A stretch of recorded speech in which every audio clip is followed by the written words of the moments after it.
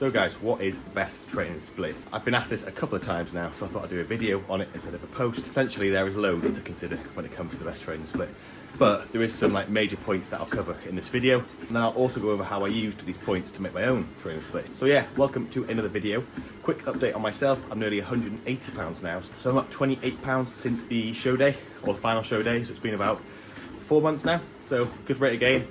I'll probably push another 10, 20 pounds max before I do a mini cut, which I'm looking forward to, because obviously that first mini cut after a show is when you start looking quite good again. Which I said I've gone over in the previous video. So I'll put some shots up here of what I'm looking like at the moment. So I'm getting softer and softer, but performance is flying, feeling good, digestion's in a good spot. Hormones are relatively stable now. I will do a video on my testosterone. I did do a test 8 weeks post show. I might do another one, another 8 weeks post show, if that makes sense, in a few weeks. And then yeah, I'll go over all that in detail. I'll see. I was going to do a full day of eating as well, and I still might, but we might be having a big off plan tonight, so it's not going to be the most normal. We'll see. As for now, as you can tell, I'm on my indoor treadmill getting steps in.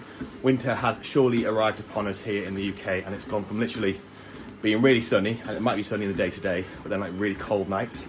The days are 20 degrees plus sometimes, and the nights are, well, single digits degrees Celsius, obviously. So I'm doing steps indoors. I had my litre and a half of water with just a gram of salt and a gram of low salt. No longer got the hydroflow in because, well, it wasn't giving me any more than that is. And then I had a coffee as well. So I'll do all this and I'll show you meal number one. But the first point in relation to the title of this video is time. The first thing you need to consider when it comes to the best training split for you is how long you've got. Now, if you're a student who's got every day of the week as long as you need, fantastic, then we'll consider that. But alternatively, maybe you're a really busy person with a full-time job, busy career, you're just not that interested in going to the gym that often, or you're a busy family person, then you're going to obviously have less time in the week. Now, as long as you've got 2 hours plus a week, you'll make a lot of progress. So that's the first thing to consider, is how many days a week you can train and for how long on each day you can train. First thing you want to consider is how many days per week you can train, and then how long on each day you are willing or can train. And that's going to allow the base template for your training plan. Oh yeah. Oh my god, look at him go. That's my old Xbox. So I plugged it in about a year ago and it didn't work. And then it's one of them, I don't know if you guys do this, I just kind of put it in the cupboard. And I saw it in the cupboard yesterday, I don't know why I didn't bin it. So I might try and sell it. This is what I always say to myself, I might try and sell it for parts, but then no one buys it, so I might spin it. Got a new Xbox, obviously.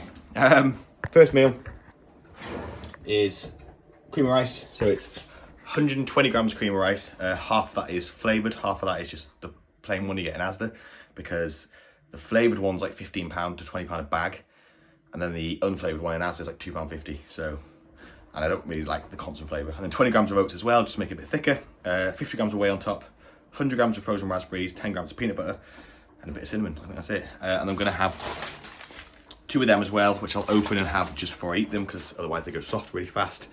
The next point that I wanted to mention was consider where you are in your training as well. So if you're quite advanced and you've got weak areas, then obviously you want to prioritise them a bit more. But in general, as a natural bodybuilder, or anyone who's natural and has physique goals, is bring up everything. Like at the end of the day, everything needs to be bigger. Unless you've got like a blatant weakness, like, I don't know, you're recovering from an injury, or you've, I don't know, whatever reason, you've got like a really obvious weakness, then obviously you might want to prioritise that. But in general, you want to hit everything, every body part at least twice a week. Obviously there's loads to consider in terms of general programming, in terms of what exercises to do, which ones to do first in the session, how many sets. Just like a general overall template, just covering the basics. I'll go into all them details in a future video because there's loads to consider. But if you've been training for a while and you have got an obvious weakness, so for me, after doing my show, my legs, and even like now in the off season, like my checking shots, you can see my legs are my weak point. A lot of that is due to genetics. So at the end of the day, you can't do much about that. My back's quite a strong point, so that's great, and it responds well to training, but my legs, they just, no matter how hard I train, they do respond slower. They still respond, but I've just got to consider that. So what I do is, especially my hams and my glutes, they're my weak areas, so I train them 3 times a week, and then I train everything else twice a week. I train 5 days a week myself because I can, and I like to train. But even if I trained 4 days a week, I'd probably still train my glutes and hams 3 days a week. What that looks like for me is I just do 2 to 4 hamstring sets 3 times a week. So my leg day today, I do 2 sets of hamstring curl. It's more of a quad focus day anyway. Obviously, absolute failure. The other leg day, I do 3 sets of pro and hamstring curl, again, to failure. And then on my pull day, which is my back day, it's basically just back and then hams and glutes. So I do 3 sets of hamstring curl seated and then 2 sets of RDLs. So That's all my hamstring work for the week. My glutes, I do them RDLs, and then obviously my leg days, I do squatting patterns, and I do a booty builder today as well, which is 2 sets. So overall, I'm hitting my weaker body parts more frequently. The actual volume on them parts is only slightly more than the rest of my body parts. Basically, the reason why I want to split it up is just to ensure that the few sets you do are of top quality. If you're doing like your, I don't know, 10 to 20 to 30, whatever it is, weekly sets in one session, towards the end of the session, the quality is not going to be as good as if you just did it on a different day. So consider daily training volume as opposed to weekly training volume, but again, we'll cover volume in a different video. Basically, prioritize weaker body parts if you've really got one. Otherwise, train every body part as hard as you can, twice a week, split it well enough to ensure recovery. But yeah, I'm going to eat this now, and then I'm going to come back to the title of the video in later on. So yeah. So guys, we are about to head to the gym. Faye is locking up now, so just waiting for her. I've got legs today. Now that you know roughly how many times per week you want to train each muscle group based on whatever your weaknesses are, if there is any, if there's not, like I said, twice a week's fine. The next step is to work out roughly how many sets you want per exercise. Now volume, like frequency, it's hard to work out on like a generalized bias. That's why getting a coach is quite good, because they can work with you and just kind of work out for your specific needs. Because with volume, the amount of sets you can recover from is ultimately what will dictate how many sets you do. So, and what affects recovery obviously is your sleep, your nutrition. If you're in a calorie surplus, you'll probably be able to get away with more sets up to a certain point, but at the same time, you'll likely be performing better and stronger. So volume might come down for that same reason, but usually you can perform more in an off season. If you're sleeping really well versus someone that sleeps really poor, the person that sleeps better is obviously going to be able to train and recover from more volume. Genetics plays a role. Some people can just recover really well from really intense sessions. Look at Keithy West, he can train pretty much every day, and some people need 2, 3, 4 days off a week just because of their genetics and how hard they train, and also how strong you are. So if you're just starting out, you're not going to be as strong, so you'll be able to get away with a lot more than you think you can. So when you're new, you should be able to do a lot more volume, plus you're learning the exercises and how to perform them and that sort of thing. So obviously you're going to induce less muscle fatigue through that, so you might as well do more volume while you can. And if you're someone that's advanced and you've done a movement for ages, some people can get away with doing 1 set of hack squats, for example, because they're so strong at them. And also you've got to consider what the exercise is. You're going to recover way faster from a leg extension for a quad movement compared to a hack squat. So compounds are going to take more out of you and that sort of thing. So it depends on many variables. Once you've worked out your frequency and you've worked out what exercises you want to perform in what order, again, I can do a video on what exercises to do in what order to perform them in a separate video. But once you've established that, the best thing to do is start on a lower volume approach. So a lot of people, pretty much most people, are going to be able to recover and progress with as little as 4 sets per body part per session. So if you're doing a leg day and you do 2 sets of leg extensions, for example, and 2 sets of squats, that's enough for growth.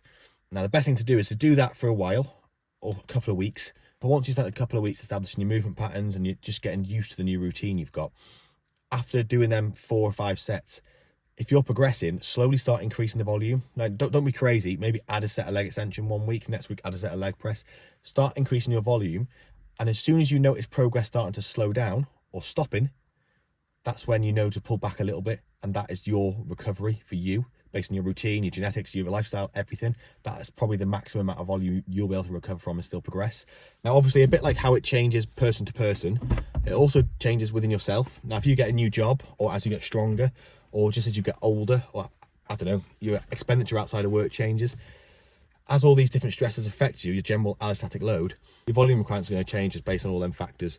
So your volume requirements are going to change based on all them factors. So just be aware that your volume for you is a moving target. Like I said, if you enter a diet, the likelihood is you're going to reduce some volume just to maintain your numbers.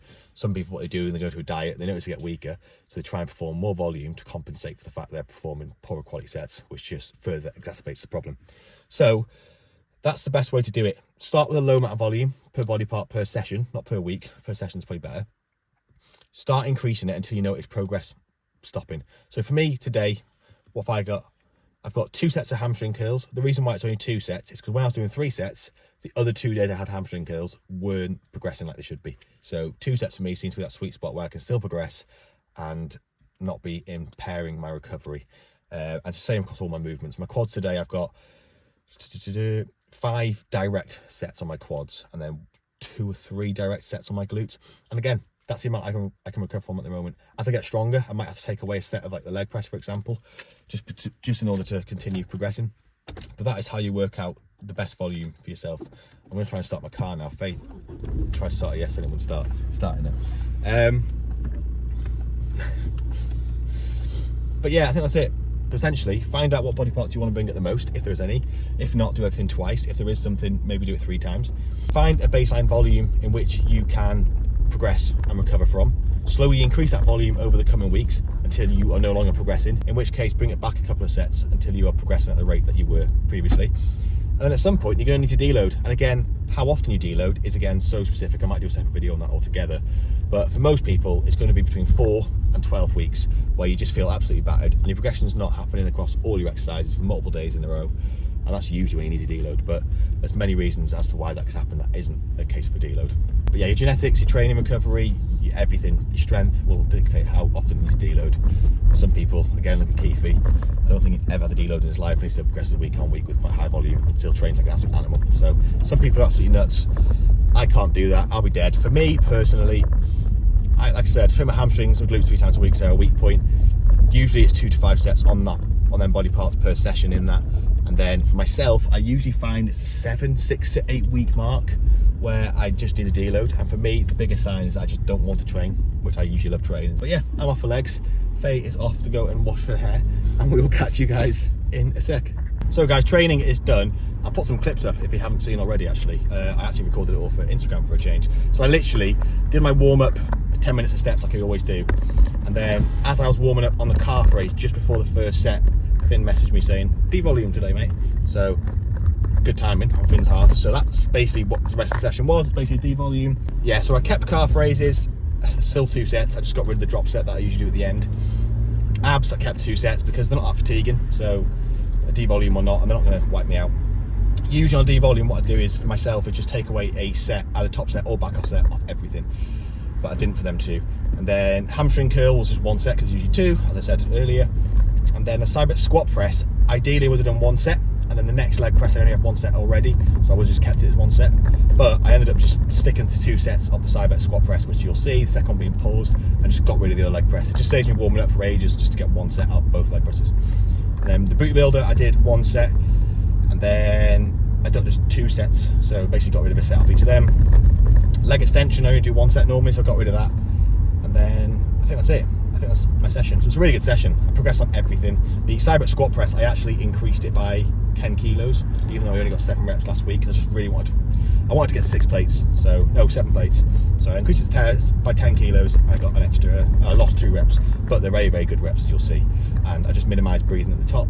That back off, if I took longer at the top, I probably could have got another rep, but you don't want to be chasing just loads of rest pause singles at the end of a set. It's just a waste of fatigue. So yeah, basically I've got a cold, as you can tell. My stress has been really high this week. My weight's been going all over the place, and my leg injury is not the greatest. So that's the main reason for the devolume. The other reason is in a month I'm going to Denmark, well, in about a month, and I won't be training because it's with work and it's 3 days and it's quite intense. So I can prolong this mesocycle so I don't have to end up, well, going to a deload completely before Denmark and having time at the gym. So yeah, that's the reason for that. I'll go home now, I'll eat my post-workout meal. I don't know what it is yet, I might show you guys. It'll be a skier bowl probably. And then me and Faye are deciding what we want to do for the rest of the day. As you can see, the weather is absolutely shit. So we're torn between maybe going for a little walk somewhere, quite flat, or we're thinking maybe Cheshire Ropes to the cinema, which would be nice, but it's a bit of a distance. And then it's nothing on really at the moment. There's a few things, but we'd have to watch the prequels, wouldn't we? But yeah. I've watched a few trailers.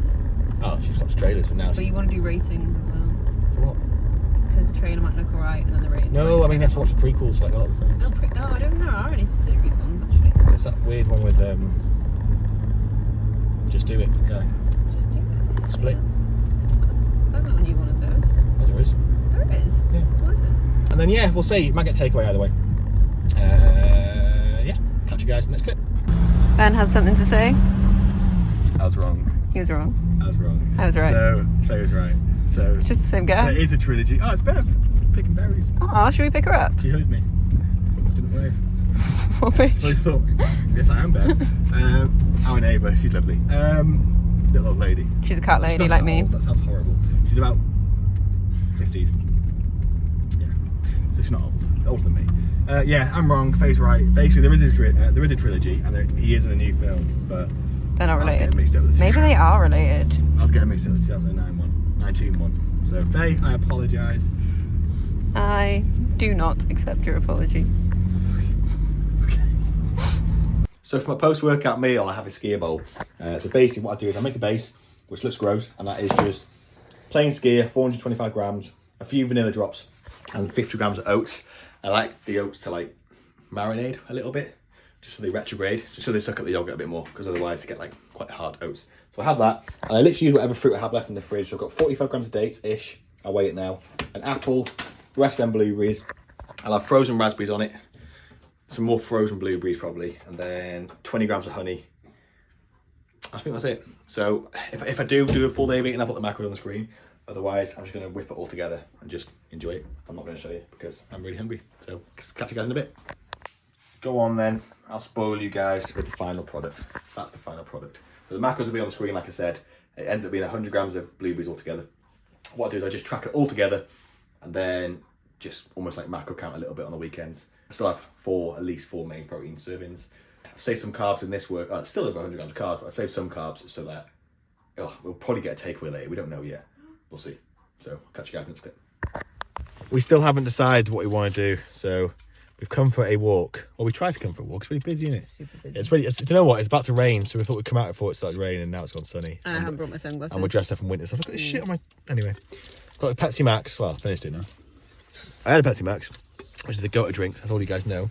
So I wish it was caffeine free, and I wish it had some sort of caffeine in it 'cause I'm half asleep. I'm tempted to get a coffee. Oh. You've had one, haven't you? Yeah, but I haven't done much. It's 1 o'clock and a deload. I shouldn't really be having a coffee. Get one shot. Why shouldn't I have a coffee on a deload?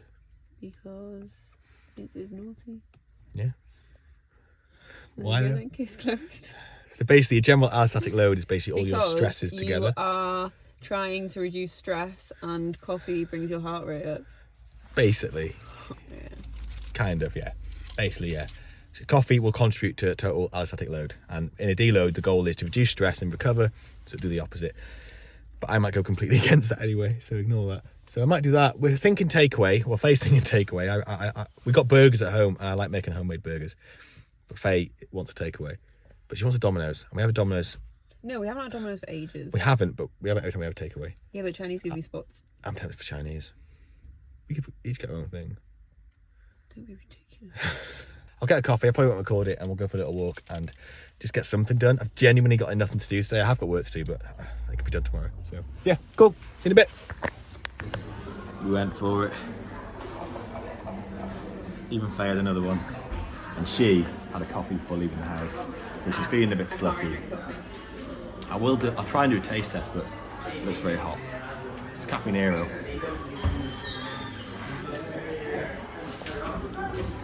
It is nice. It's not as nice as like some smaller chains, is it? But it's very nice for like a high street coffee. It's probably the best. Listen to us. Anyway, we'll enjoy this. We'll see you guys in a bit. So guys, we're back home now, and we won't be having a takeaway. It's 3:10 at the moment, so we won't have a takeaway for at least like 2 or 3 hours, and I'm starving. So, Faye and I are having, I'll show you now, a couple of burgers, and they are the, the packet now. Oh, it's empty. They were them ones from Aldi, and they look pretty good. I haven't tried them before. They're only 120 calories each, like 3.5 grams of fat, and the rest will be protein. So together, both of them will probably be like 35, 40 grams of protein. What I'm doing now is I'm marinating my chicken for tomorrow. Swim work, my meal 3 is chicken with rice, obviously, bodybuilder. With chicken, rice, and like a roast veg mix that you saw in the last video. I think I showed you how to make the roast veg mix. You literally just chop all the veg up and stick it in the air fryer with a bit of oil and the seasoning.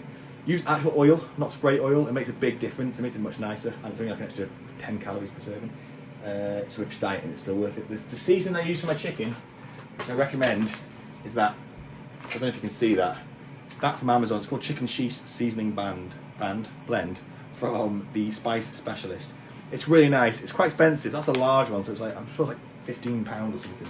But it lasts me like months and months. So all I do is I mix, for a kilo of chicken, I mix about 20 grams of that with 100 grams of yogurt, so 10 grams per 100 grams of chicken, and a bit of that. And then I'll mix it into mush, and then I literally just dice the chicken up, throw it all in there, and leave it in the fridge for at least 2 hours, but I'll do it overnight. And then I'll throw all that in the air fryer. So once the chicken's diced and marinated overnight, it probably takes about 12 minutes in the air fryer. If you fully pack it, it'll take obviously longer. It takes upwards like 15, 20 sometimes. But that is literally how you make the best chicken ever. Like, I hate like reheated chicken in the microwave. I love chicken, but every time I reheat it, it's like the most. It gets, I can't describe it. It becomes really chickeny. Does that make sense? Like the chicken itself becomes too flavorful, in like a bad way. Anyway, I'm talking shit. But yeah, that seasoning saves it. So I use that with the rice, and then chicken and rice, and then the sauce I use for it. Get all the tips here. Nando's Peronaise. If I was dieting, I'd probably just get a Nando sauce. I use the mild one because I'm a wimp. So I'm gonna finish this chicken off. I just thought I'd show you what I use, and then I'm gonna throw the burgers together. Hiya, Duke. And then I'm gonna throw the burgers together. And yeah, I might show you the final product. I might not. So I'll see you guys in a bit. So we've got gherkins going in. I've already had the sauerkraut on the side, so I've chopped up a gherkin. I've chopped up a gherkin. Sorry, I'm taking the mick up Americans now. The burgers are here. I'm going to try and just use my hands. So I'm going to have 2 burgers on 1 bun because I'm nuts. So 2 burgers. I'm going to have mustard and I'll have ketchup. And I'm also tempted to have barbecue sauce as well. So again, we'll just see how I feel. And then we'll watch a bit of Dexter, I think, because we're watching that at the moment, and it's quite good if you haven't seen it. It's the same story repeated again and again, but it's pretty good. The pepper is only like 20 calories, so those of you that are dieting, I didn't know it's that low in calories. That's the whole pepper, that is. So Faye's just got mustard everywhere. So we're gonna have this now, and then that'll probably be it, like I said, for 2 or 3 hours. Right, guys, we are back for the Chinese. I won in the end. We didn't get Domino's, so I got what I wanted. I don't know what the macros are. Obviously, I'll put it on the screen. I'll try and guesstimate what it is, but no idea. I'm assuming about 1,500 calories to 2,000. No. Please. No.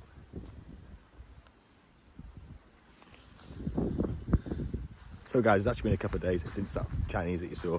It was absolutely amazing. I'm so glad because sometimes we get it and it's a bit like just fully starch, and it was very starchy. But it was just really, really nice. Even Faye was happy with it, which is good. Happy Faye, happy me. But yeah, what you could see then is, even though I was tracking macros at the start of the day, it's because I didn't know if we'd be getting a takeaway. If we do get a takeaway, what you can see is I just track macros and protein. Because at the end of the day, I'm not going to get all the protein I need, all the carbs I need, and keep my fat underneath 55 grams, which it should be on a training day, when I have a takeaway. That Chinese alone was probably more than that, or very close. So the fat's a lot higher, the carbs are a bit lower, but the calories and the protein are the same. And if it's quite infrequent, if it's once or twice a week maximum in off season, it won't make any difference to your progress, and it keeps your family happy, it keeps you happy, gives you things to memories, it gives you happier times, it makes you a bit more human when you can be. So, almost died. Makes you more human when you can be. So, yeah, we'll literally just do protein and calories for that reason on days that I'm going to have a cheat meal. I don't really have cheat days. I don't think you should have a cheat day unless, well, there's a good reason for it. I don't know, a wedding or something. But yeah, a bit of a weird video, a bit of a full day of eating in the end. If I remember, I'll put the macros, well, if I remember, I'll put the protein and the calories on the screen. And when it comes to the title of the video, to summarise, when it comes to making your own programme, it's highly individual. It depends person to person. It's highly flexible. It fluctuates day to day. So sometimes you might be recovering better than others. If you're in an off-season diet, I've covered it all. And at the end of the day, you want to train as often as you can while still maximising recovery. So that's your main points when it comes to, you know, making the most progress. So that's how you make your own program. Obviously, any questions, let me know. Any coaching inquiries, links in the description below. But other than that, guys, thank you for watching the video, and I'll catch you in the next one.